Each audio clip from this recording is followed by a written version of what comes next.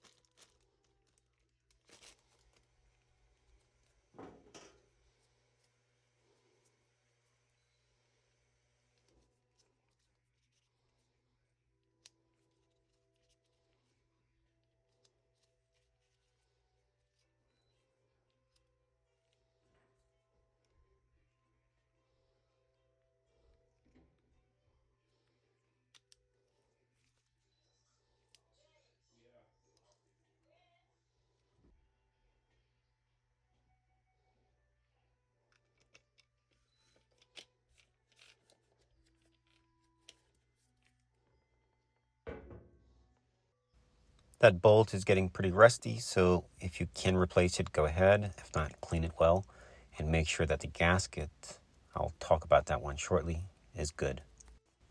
All right, so this part's a little tricky. What you want to do, you want to hold the assembly as you insert it and rotate, and you will feel it fall into place.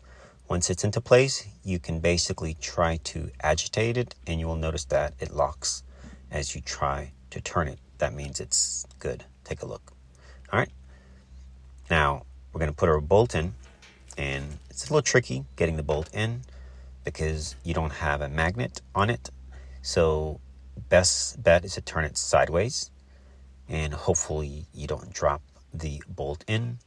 And it's best to insert everybody as one piece. Or if you have a long needle nose, pliers, you can actually hold the head of the bolt and insert it in as you insert the agitator into the unit or the washer.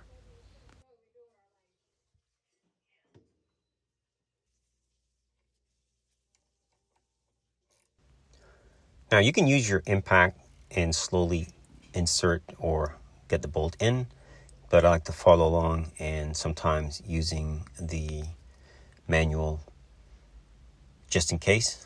A lot of times when those bolts are stripped or rusty a little bit, you don't want to add too much torque on them. So be gentle, and all you need to do is just get it to be seated well so that the agitator is held in place. So manual is actually, better in some cases.